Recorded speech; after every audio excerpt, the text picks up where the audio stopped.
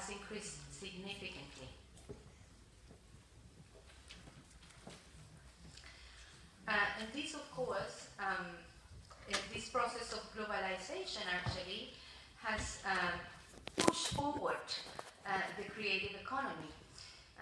The creative industries are among the most dynamic sectors of international trade, and you see here in the screen the classification of the creative industries, from activities that are, traditional cultural activities to the more services-oriented, like media, like film, like TV, like publishing and printed media and design and services.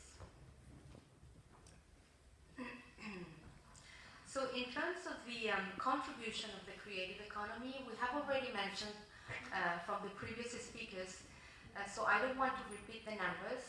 All I want to stress is that yes, for example, in the case of the UK, this sector is employing 2 million people, that at the EU level, it is contributing nearly 3% of the EU GDP.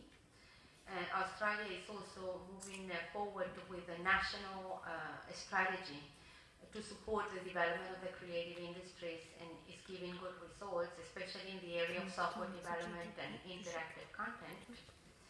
And interestingly enough, and probably you have heard, China is moving from product outsourcing to services outsourcing. So they're moving from a strategy of tangibles to intangibles. And the film industry in China nowadays is the second world largest movie market. Actually, they have 2 billion cinema visitors, which is very important and a great market. If, for example, Turkey is able to break into that kind of market. India, of course, is also, as you have heard, Bollywood is very famous. It's also the 3rd largest film industry in the world. So some highlights about Turkey, as Mr. Draganov mentioned in his statement. Turkey is the 2nd largest TV series exporting country, and not only Turkey is exporting to its neighboring countries, as you know, from Iran to Kazakhstan, but it's also reaching markets far away as Latin America. For example, in Chile, the series 1001 Nights, it's passing in prime time in Chile, and it has 3 million followers. And I heard also in Brazil and Mexico, they are also very much interested about this kind of productions. But what is also important to say is that this kind of series and cinema, not only they're creating jobs and incomes, but they're also pushing for tourism, because people already see, learn about your culture, see your places, and this is also helping to bring visitors from abroad. I heard this morning that there are about 10 million visitors in Istanbul per year.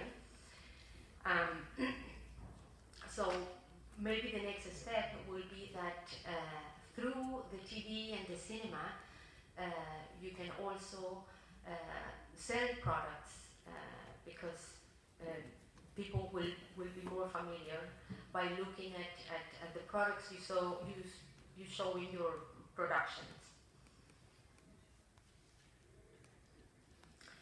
As it was mentioned earlier, we are working jointly with our partners here in the development of a study. It's a study to strengthen the creative industries in Turkey, with a special emphasis in Istanbul. I have the study here with me, and we really are hoping to be able to finalize this study in cooperation with all the members of the network. We really need to be able to sit together and brainstorm and try to make some recommendations to different sectors, key performing sectors of the creative industries here in Istanbul. Some of the highlights of the report already that we have seen devices for e-commerce, ahead of Russia, China, and the USA.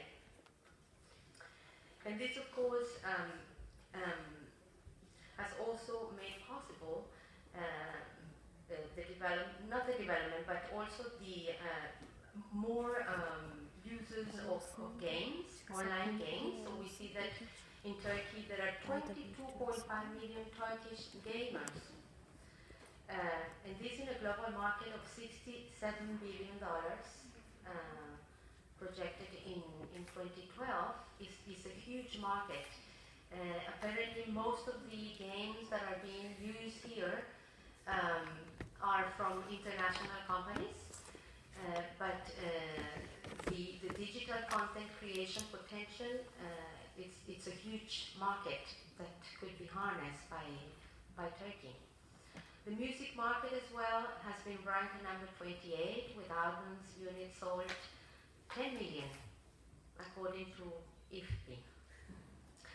So with the population growth, every decade the population is doubling, with a youth population average age of 30 and a global demand that keeps increasing for media and entertainment, with a market projected to be 1.2 trillion, it would be interesting to see what are the capacities in Turkey to develop products, local brands that can be commercialized in this market, which is already big and is growing.